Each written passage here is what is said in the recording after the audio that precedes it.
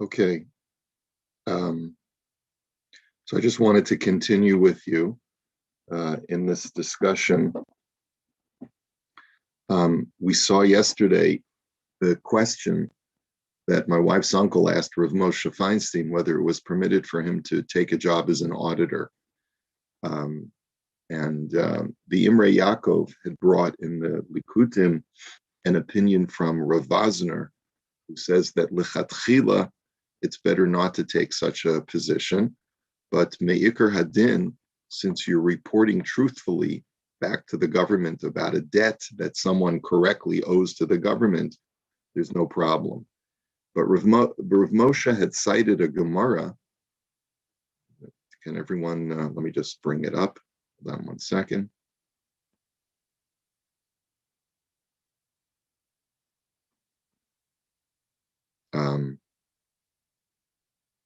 Rav Moshe had cited a Gemara that talks about a person who is complicit with the authorities to confiscate items from a person. So the Gemara says,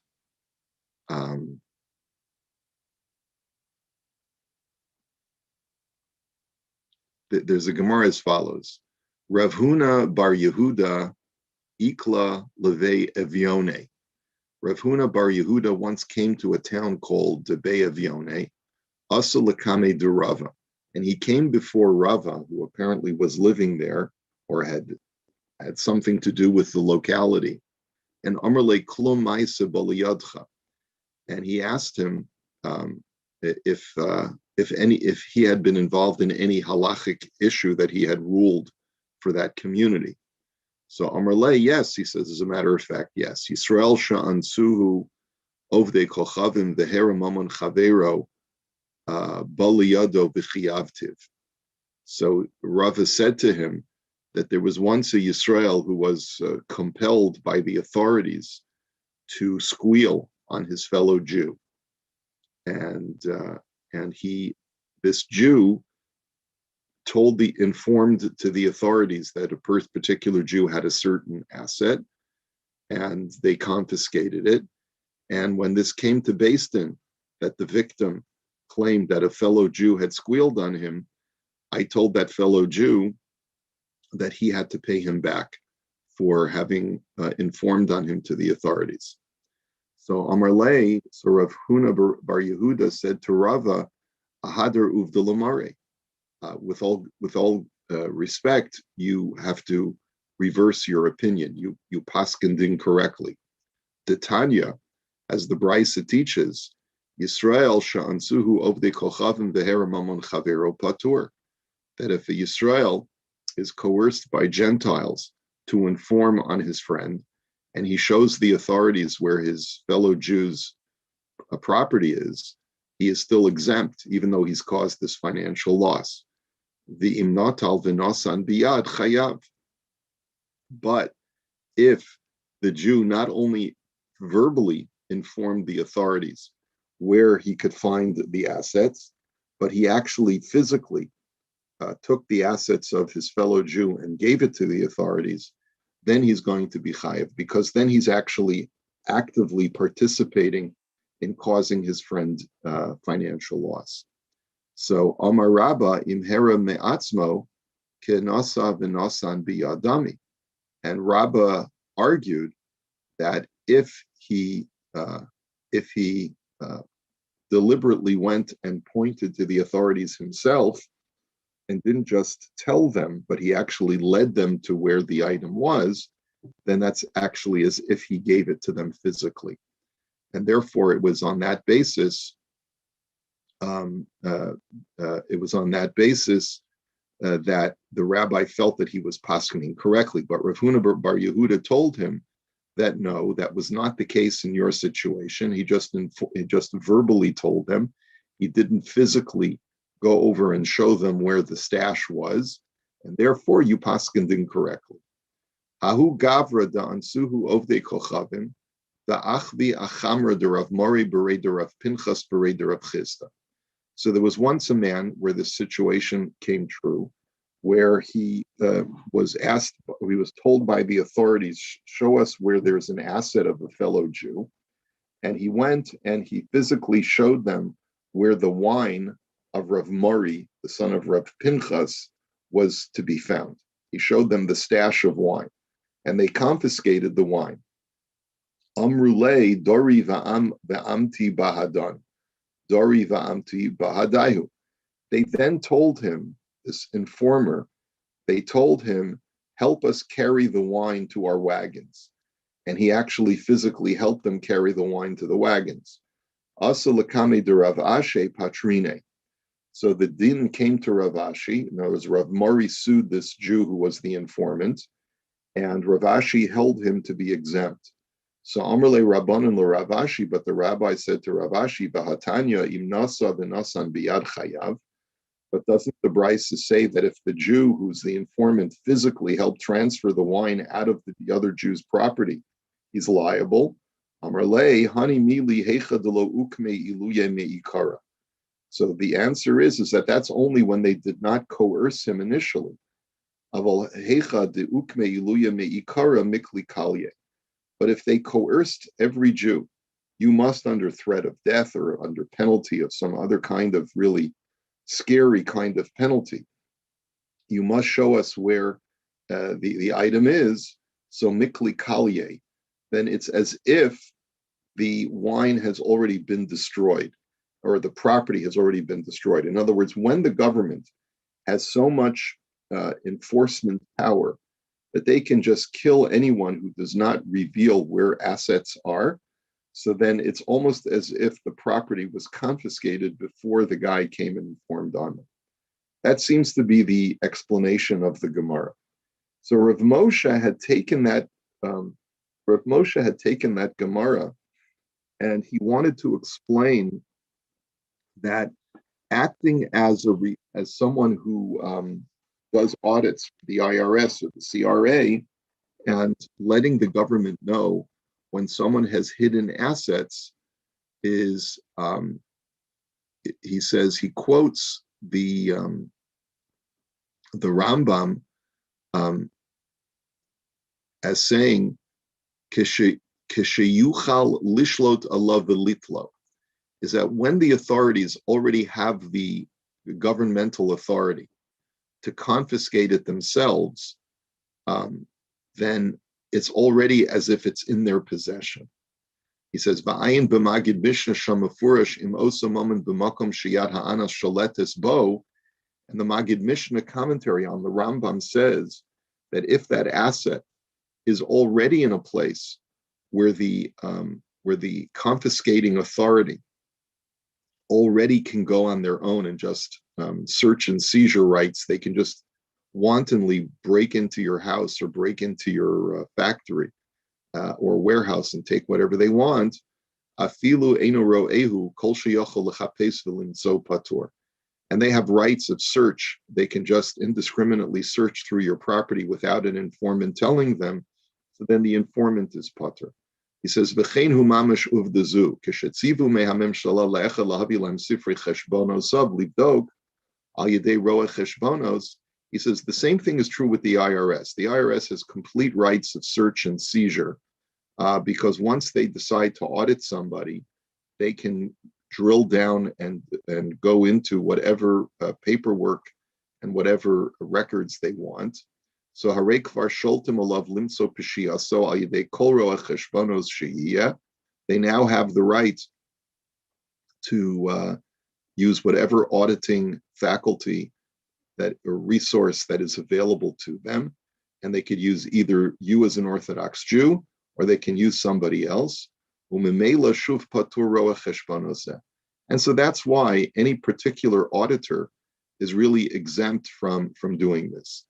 And then Rav Moshe says, but wait a minute, and this is what we saw yesterday also, but that Gemara's case is where the authorities coerce you to go ahead and inform on your fellow Jew. But here, no one is coercing you. And so Rav Moshe came up with, and we were in the middle of this yesterday, he came up with another svara, he came up with another idea. And he says, the truth is, an IRS auditor is not hired exclusively to find fraud. He's there that to just verify that the reporting that people have done on their taxes is accurate.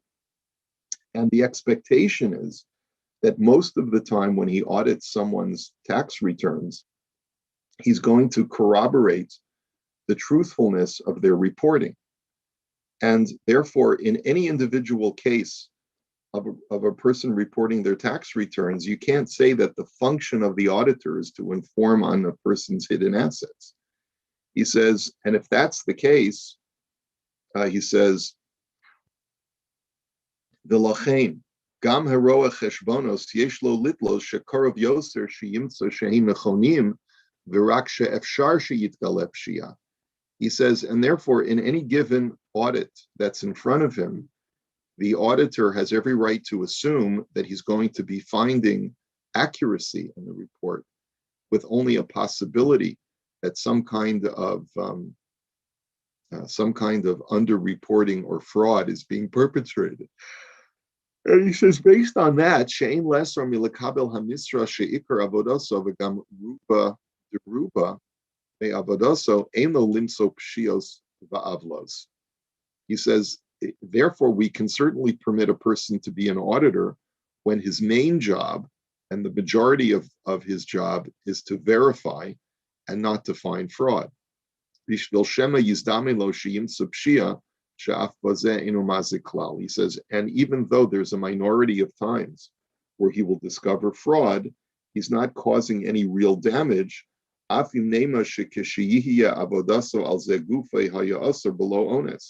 Even if we were going to suggest that that when 100% of his cases were fraud, and a certain percentage of his business was Orthodox, was Jews, so then we would not allow him to do it. Perhaps you can make the argument that he shouldn't be allowed to do it lechatchila if 100% of his job is to simply attack those who have committed fraud and are covering up their assets.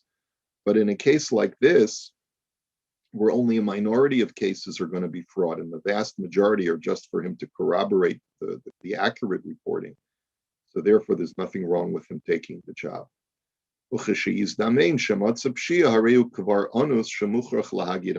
it's only when he discovered that fraud has been committed, he's already at that point where he has no choice anymore.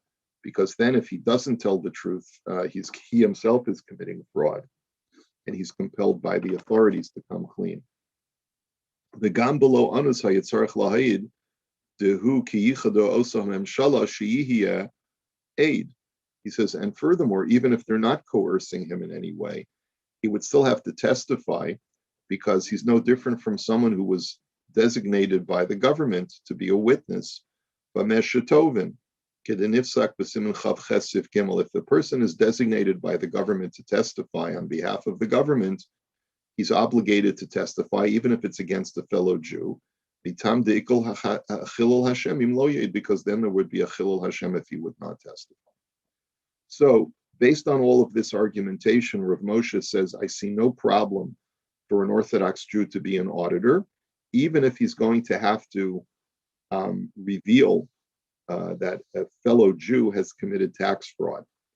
Now, the only part that's disturbing to me about this response of Rav Moshe is that Rav Moshe does not take into account that there's a possibility that if a person is committing fraud, then it's a mitzvah to go ahead and get them to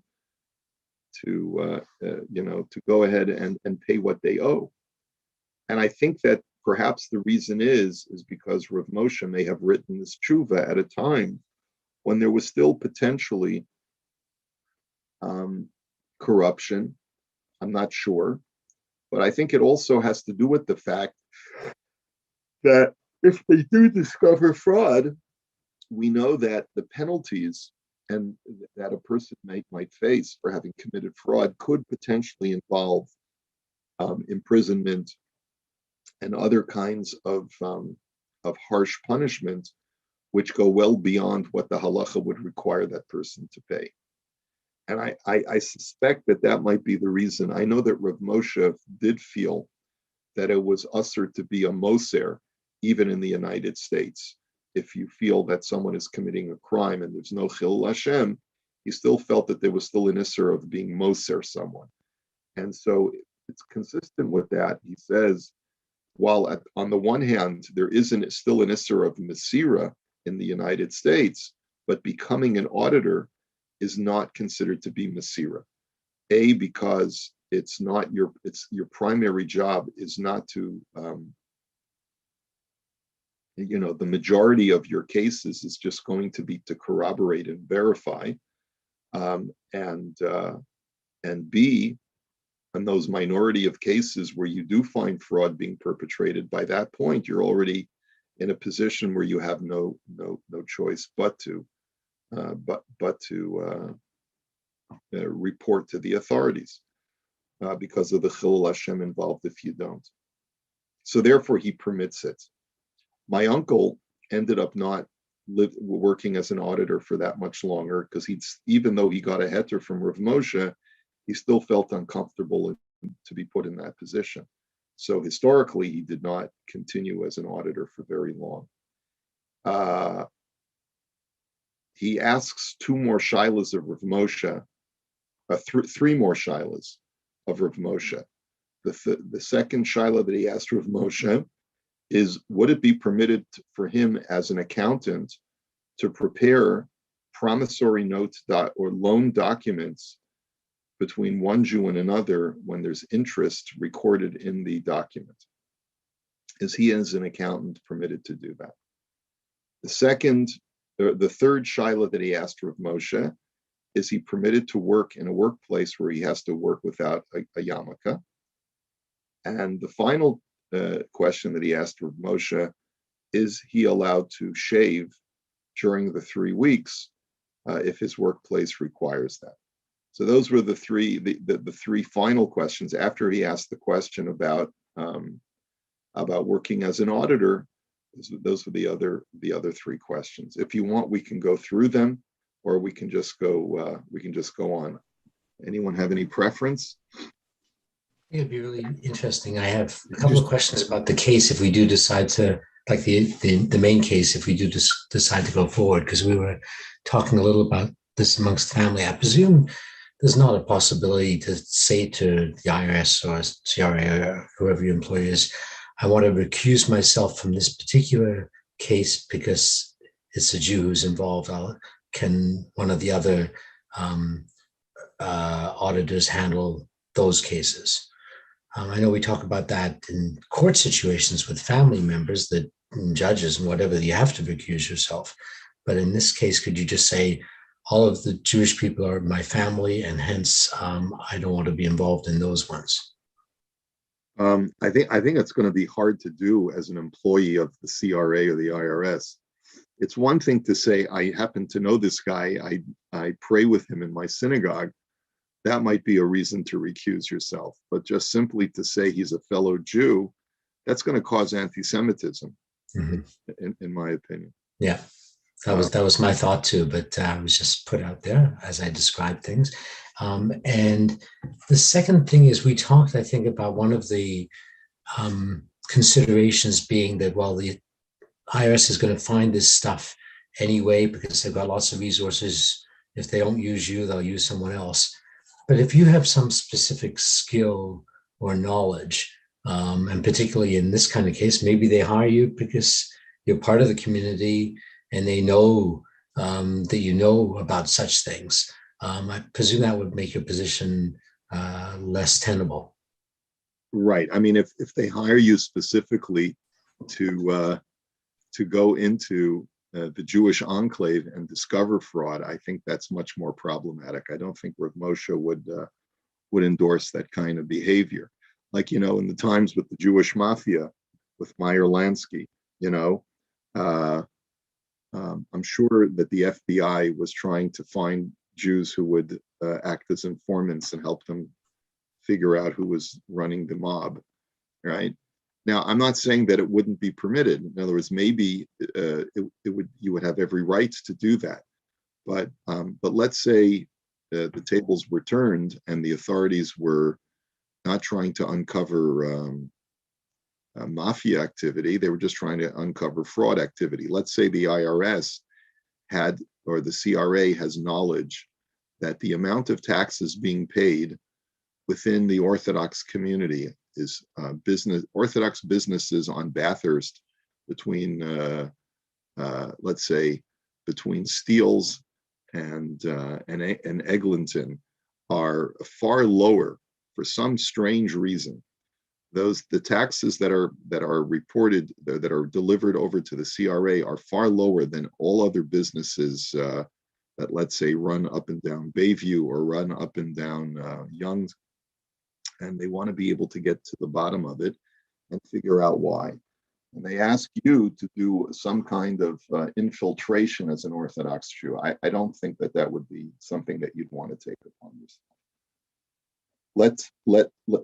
And yet it's interesting, because I know we spoke months ago about the rabbi's feelings with respect to cash business and that sort of stuff. And basically that's kind of what one might be getting at to try and end that. Yeah, I mean, I think it's horrible. I think it's terrible that that Jews feel that it's totally mutter to go ahead and only pay cash under the table for depriving the government of hundreds of thousands of dollars. That's wrong. That's absolutely wrong. But you shouldn't necessarily be the one who determines that and outs. Right, but to be the guy who goes undercover and implicates the Orthodox community is probably not the right thing to do either.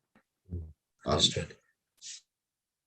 Unfortunately, these things these Chilul Hashems do occur from time to time, and we deal with them when we need to. But we should not be tried. No Jew should try to be the one who exposes this to the government. Okay. So in mutter lahachin shtaros v'chesavim lamalva beribis, is it permitted to prepare documents, loan documents, where the loan is clearly being done on interest? He says, uvedavar lahachin shtaros v'chesavim lamalva beribis, hinei mefurish b'bav v'metzia v'masnisin de lachachamim over af hasofer. He says the rabbis paskin in the Mishnah that not only does the lender and the borrower violate the Torah when a loan is made on interest, but even the scribe who prepares the document is also violating the Torah. Uverambam mefurish over alo simun v'hu mitam de mefurish shehu lachachamim kemo ha'eden she'isa sham begemara de over an al lo simun. He says that the Torah says lo simun alav neshach, do not place interest upon the borrower. So placing interest is anyone who is complicit in generating a situation where interest is placed upon a borrower. So that it includes anyone who participates in allowing that loan to happen. Va'abaya shelo hizkir hasofer umishum dekoya tanakama avalu adin hasofer lachachamim dehu mishum lo sisimu. And without getting into too much detail, he just goes through the Gemara over there, and he basically says that everyone agrees to this. And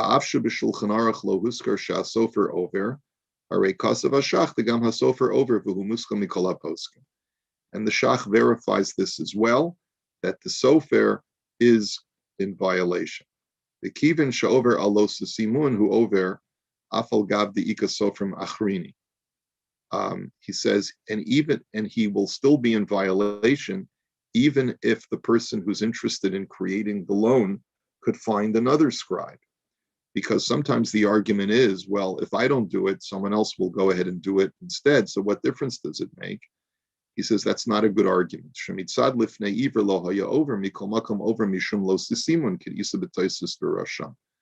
he says, because granted, you won't be in violation of lifnei iver. Do not place a stumbling block. Do not aid and abet a person to commit an aveira, because you're only in violation of that commandment when the only way that he can do the aveira is through your help, And here, if you want to argue that he could do the Avera with some other scribe, with some other accountant who can help him draft the documents, that's not going to mitigate the prohibition of placing interest, of being complicit in helping to generate a loan with interest.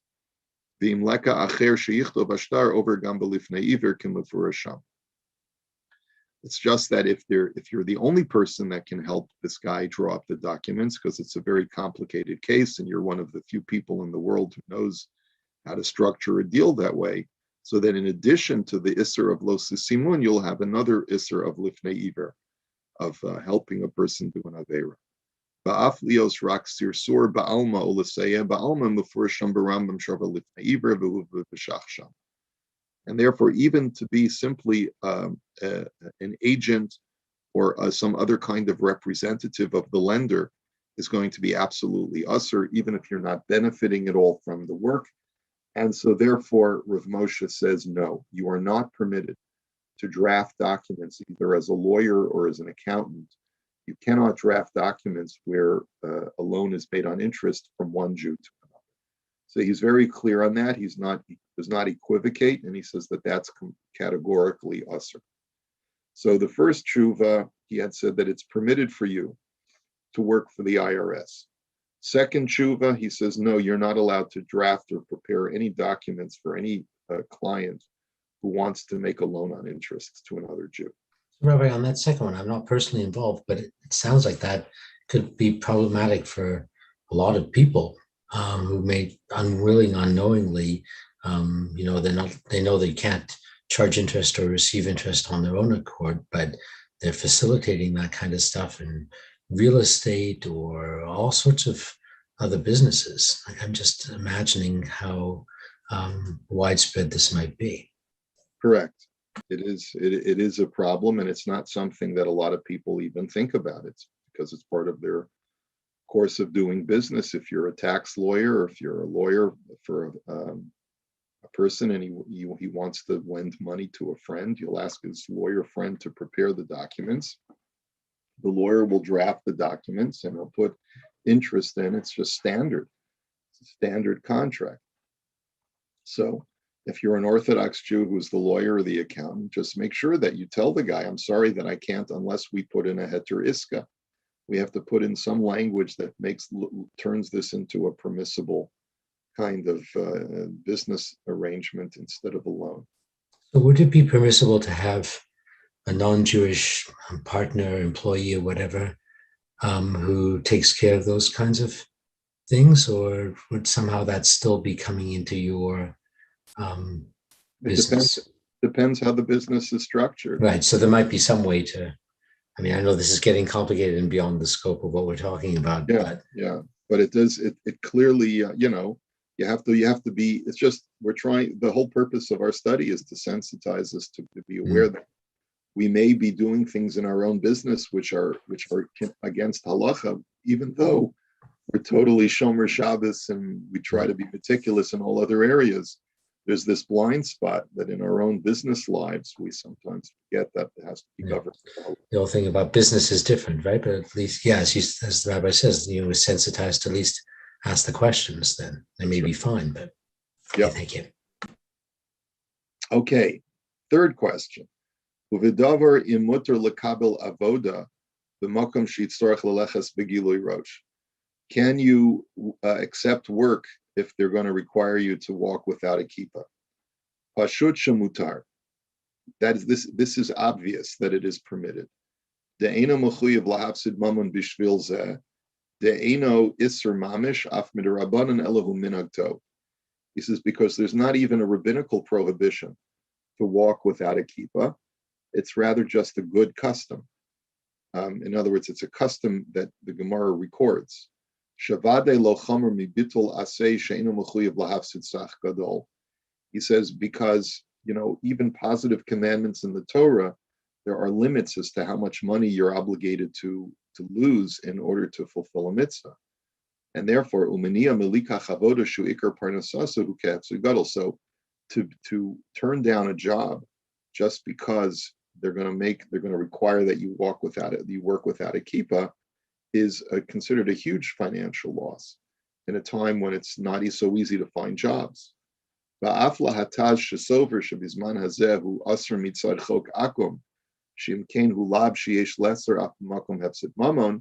says, what about the opinion of the Taz and the Shulchan Aruch, who says that there's a prohibition to walk around bareheaded because then you're going to be resembling the Gentiles, and there's a prohibition in the Torah of emulating Gentile behavior. And so maybe since you're in violation of a negative commandment by walking bareheaded, according to the Taz, you should give up the job. Alavad she'ein dino bar. He says, number one, it's not so clear that the Taz is even correct. But he says, but beyond that, hinei tolui davar zeh lahataz b'hamakomos u'v'hamedina zu vadai ein zeh mishum chok akum deruban einam zihirim b'chukei.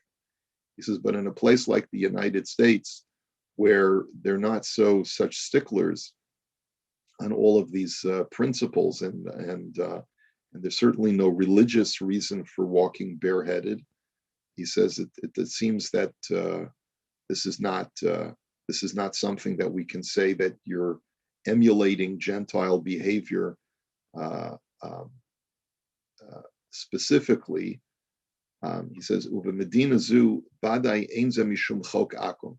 There's no idolatrous or religious underlying reason behind this, and because most of them are not religious, and therefore there's no reason why this should be prohibited.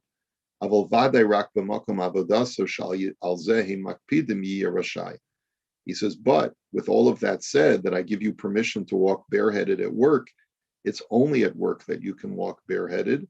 But when you go into a different room where you're not with your associates, the kol shekain kishiyetze l'shuk yiheh aser. He says, but even and certainly when you go out of the office building and you go out to the marketplace, then you become obligated again to wear your kippah. Af im yaligu alav, even if your associates will make fun of you. Why are you wearing that beanie? Just because you're out of the office.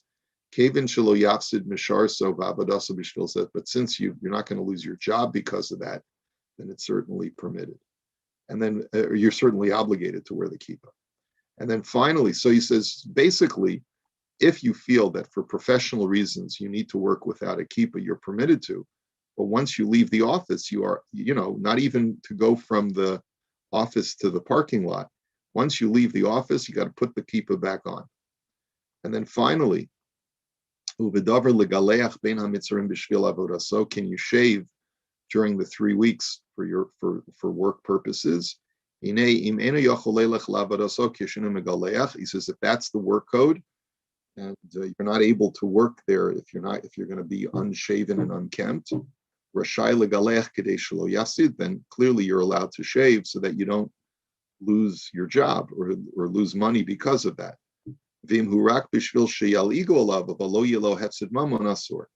But if it's only so that they don't ridicule you or make fun of you, but you won't lose out in the end because you're such an invaluable employee that no matter how you look, they're still going to want you to work for them. So then that's not a heter. Then you would have to go unshaven during the 3 weeks. Okay. So yeah, those two questions certainly are relevant.